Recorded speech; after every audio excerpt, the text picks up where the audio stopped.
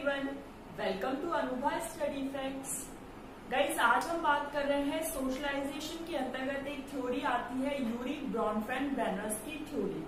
ठीक, उसको आज हम करेंगे। सोशलाइजेशन की जो पूरा एक टॉपिक है सोशलाइजेशन या जिसे हम बोलते हैं समाजीकरण, उसकी वीडियो चैनल पर अपलोडेड हो चुकी है। अगर आपने अभी तक नहीं देखी है तो जाकर देख लें।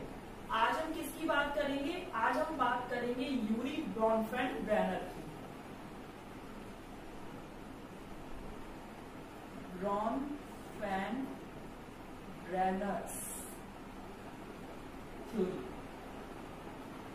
इसमें बेसिकली इनका जो यूरी ब्रॉनफेन-ब्रेनर की जो थ्योरी है उसका एक और नाम है इकोलॉजिकल सिस्टम थ्योरी।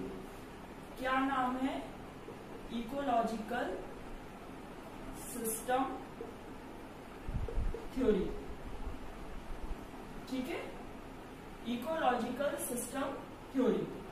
अब ये यूरी ब्रॉनफेन-ब्रेनर जो है वो अपनी थ्योरी में क्या कहना चाहते हैं ये हम आज समझने वाले हैं।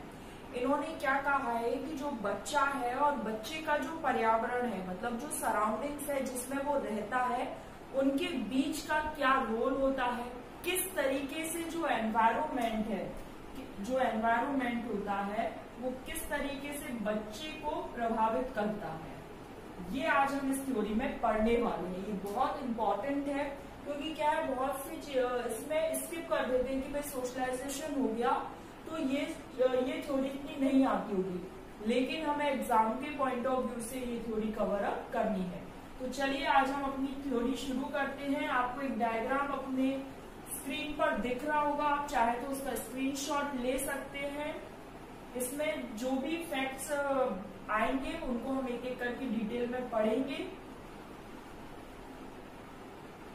आई होप आपने उस डायग्राम का स्क्रीनशॉट ले लिया होगा। अब हम यहाँ पर समझते हैं जो फैक्ट, जो टर्म्स उन्होंने दिए। सबसे पहले माइक्रो सिस्टम, फिर है मीजो सिस्टम। एक एक करके हम इनको डिटेल में पढ़ेंगे। फिर है एक्सो सिस्टम,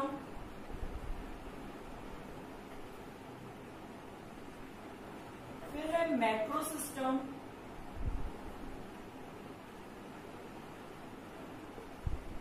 और फिर है क्रोनो सिस्टम।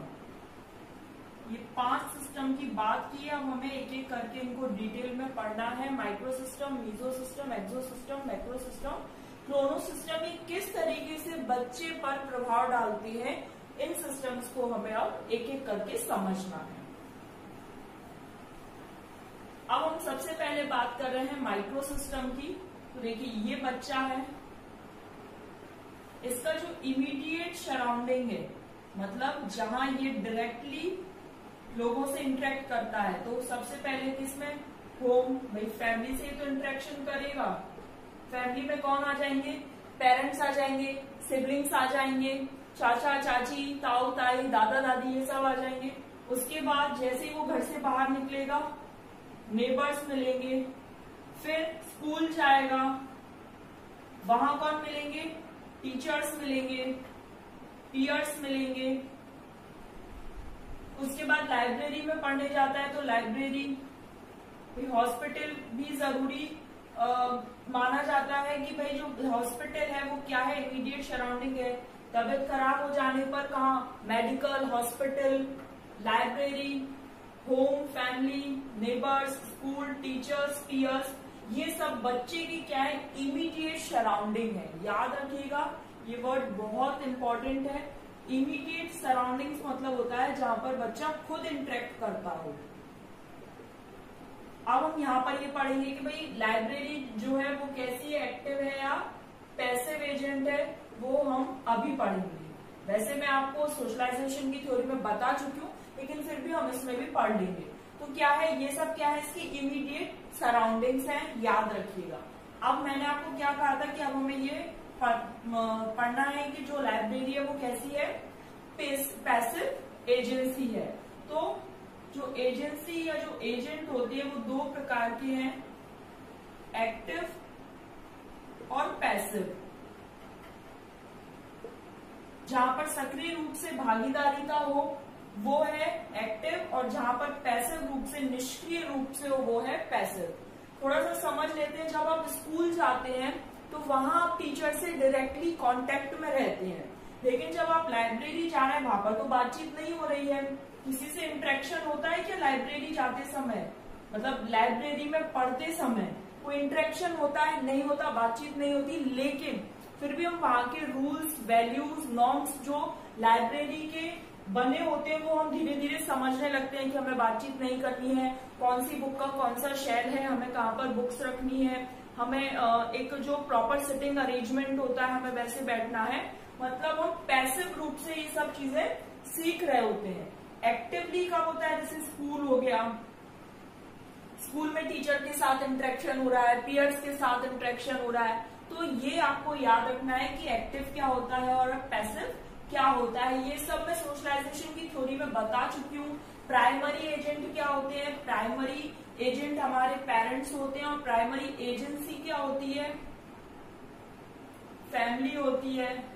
फैमिली को और क्या कहा जाता है? तो मिनिएचर वर्जन ऑफ सोसाइटी कहा जाता है। ये सब कुछ मैं सोशलाइजेशन की थ्योरी में बता चुकी हूँ। लिंक आपको डिस्क्रिप्शन बॉक्स में मिल जाएगी। एक प्लेलिस्ट है CDP full course by Anubha study facts, ठीक है, उसमें आपको मिल जाएगी। तो चलिए, यहाँ पर हमने माइक्रो सिस्टम पढ़ लिया। माइक्रो सिस्टम के अंतर्गत कौन कौन आ गए हैं? तो फैमिली, फ्रेंड्स, नेबर्स, स्कूल्स, ये सब। दूसरा है मीजो सिस्टम।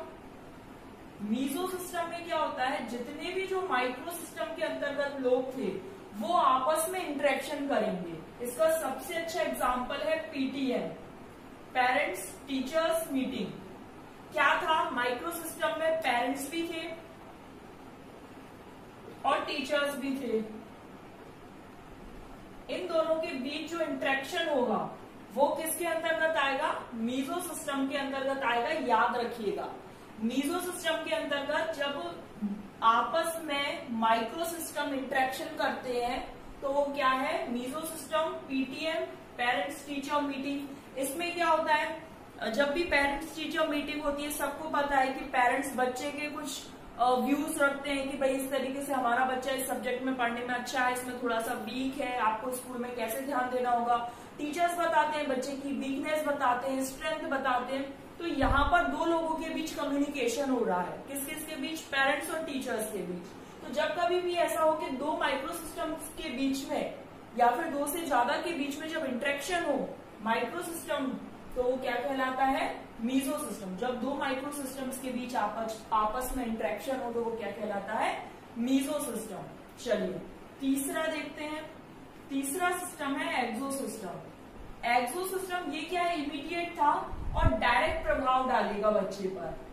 जो बच्चे की जो अपब्रिंगिंग है या जो परवरिश कह लीजिए, या जिस तरीके से वो आगे बढ़ता है जीवन में, उसका डायरेक्टली इफेक्ट पड़ेगा किसका? माइक्रो सिस्टम का। एक्सो सिस्टम का क्या होता है? इनडायरेक्ट इफेक्ट पड़ता है। कैसे? वो समझ लेते हैं। जैसे पेरेंट्स की सैलरी हो गई, ठीक, उसके बाद पेरेंट्स का ट्रांसफर हो गया भाई एक शहर से दूसरे शहर में। अब ये कैसे इफेक्ट डालेगा? तो ये इनडायरेक्ट इफेक्ट डालता है, इसमें बच्चा खुद इन्वॉल्व नहीं है। देखिए, पेरेंट्स की सैलरी बहुत अच्छी है तो वो इंटरनेशनल स्कूल में पढ़ाएंगे, बहुत अच्छी अच्छी फैसिलिटीज प्रोवाइड कराएंगे, ठीक। तो उसकी जो अपब्रिंगिंग है या जो उसका वे ऑफ पढ़ने का जो स्टाइल है वो बहुत अलग रहेगा। लेकिन जिस पेरेंट्स की सैलरी कम है या वो केवल अपना ही गुजर बसर बहुत मुश्किल से कर पा रहे हैं, तो गवर्नमेंट स्कूल में अपने बच्चे का दाखिला करवा देंगे। तो जो उसकी अपब्रिंगिंग है वो अलग तरीके से होगी in comparison to higher salary. उसके बाद पेरेंट्स का ट्रांसफर हो गया दूसरे शहर में, तो बच्चा जहां से 3-4 साल जिस स्कूल में पढ़ा वहां के उसके टीचर्स की जो बातें वो अच्छे से समझ में आने लगी थी, उसके बाद उसके फ्रेंड्स बन गए थे। अब ट्रांसफर होगा, वहां टीचर कैसे हैं, स्कूल का क्या माहौल है, थोड़ा सा एडजस्ट होने में टाइम लगता है। तो ये क्या है? इनडायरेक्ट इफेक्ट डालता है। ये डायरेक्टली इफेक्ट नहीं डालता, बट इनडायरेक्टली बच्चा कहीं ना कहीं अफेक्टेड होता है इससे। चलिए, एक्सो सिस्टम की बात हो गई। चौथा क्या है हमारा? Macro system. मैक्रो सिस्टम में क्या आता है, कल्चर हो गया, हमारी सोसाइटी के जो रूल्स हैं, वैल्यूज हैं, नॉर्म्स हैं, वो सब किसके अंतर्गत आ जाएंगे, मैक्रो सिस्टम के अंतर्गत आ जाएंगे। ठीक, लास्ट है क्रोनो सिस्टम। ये थ्रू आउट लाइफ जो चेंजेस हुए हैं, थ्रू आउट लाइफ मतलब पूरे जीवन भर में जो भी चेंजेस हुए हैं उसके अंतर्गत कौन आता है, क्रोनो सिस्टम। याद रखिएगा, बहुत इंपॉर्टेंट है। यूरी ब्रॉनफेन-ब्रेनर की जो थ्योरी है उसका दूसरा नाम क्या है, इकोलॉजिकल थ्योरी। ठीक है, उसके बाद इसके 5 सिस्टम है। माइक्रो सिस्टम जिसके अंतर्गत पेरेंट्स और टीचर्स, फ्रेंड्स, नेबर्स आते हैं। और जब दो माइक्रो सिस्टम आपस में कम्युनिकेशन करेंगे या इंटरेक्शन करेंगे तो वो किसके अंतर्गत आ जाता है, मीजो सिस्टम के अंतर्गत आ जाता है। जो माइक्रो सिस्टम है वो बच्चे पर कैसा प्रभाव डालेंगे, डायरेक्ट प्रभाव डालेंगे। एक्सो सिस्टम क्या होता है, इनडायरेक्ट प्रभाव डालते हैं, जैसे पेरेंट्स की सैलरी हो गई, पेरेंट्स का ट्रांसफर हो गया। मैक्रो सिस्टम जो कल्चर, रूल्स, वैल्यूज, नॉर्म्स हमारी सोसाइटी के द्वारा सोसाइटी के वेलफेयर के लिए ही बनाए जाते हैं, वो भी इफेक्ट कहीं ना कहीं डालते हैं बच्चे पर।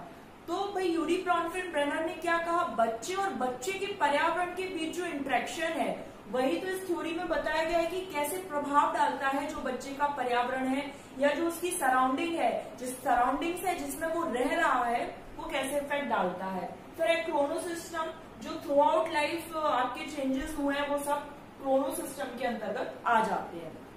बहुत छोटी सी थ्योरी थी लेकिन इम्पोर्टेंट भी है, इसलिए यहाँ पर सोशलाइजेशन में ये कवर होना बहुत ज्यादा जरूरी था। आई होप आप लोगों को ये जो सेशन है वो पसंद आया हो। ज्यादा से ज्यादा लोगों को शेयर करना अलग अलग सोशल मीडिया हैंडल्स पर। वैसे भी आप लोगों को कहने की जरूरत नहीं है, आप लोग खुद समझदार हैं और ये भी आप लोगों की रिस्पॉन्सिबिलिटी है। जैसे ही हमारे 1000 सब्सक्राइबर कंप्लीट हो जाएंगे हम लोग लाइव सेशंस करेंगे। ठीक है, उसके बाद गाइस ये जो पूरा एक सीडीपी फुल कोर्स में अनुभव स्टडी फैक्ट्स के नाम से प्लेलिस्ट है, इसमें आपको एक एक थ्योरी देखने को मिल रही है। अभी हमने पियाजे की थ्योरी कंप्लीट कर ली। सबसे पहले हमने डेवलपमेंट करा था, फिर ग्रोथ डेवलपमेंट, फिर उसके प्रिंसिपल, फिर पियाजे, वाइगोत्स्की, कोलबर्ग, सोशलाइजेशन। इस तरीके से हम चलते जाएंगे। ज्यादा से ज्यादा शेयर करना और ताकि लोगों को पता चल पाए कि भाई ये चैनल है और यहाँ पर सीटेट, एमपीटेट, यूपीटेट जैसे टीचिंग एग्जाम्स की तैयारी कराई जाती है। और हाँ, अगर आपने बेल आइकन को प्रेस नहीं किया है तो वो जरूर कर लेना। उससे क्या होता है, जब भी मैं न्यू वीडियो अपलोड करती हूँ तो उसका नोटिफिकेशन आप लोगों के पास पहुंच जाएगा। और पीडीएफ पाने के लिए आप जुड़ सकते हैं टेलीग्राम चैनल से, लिंक आपको डिस्क्रिप्शन बॉक्स में मिल जाएगी।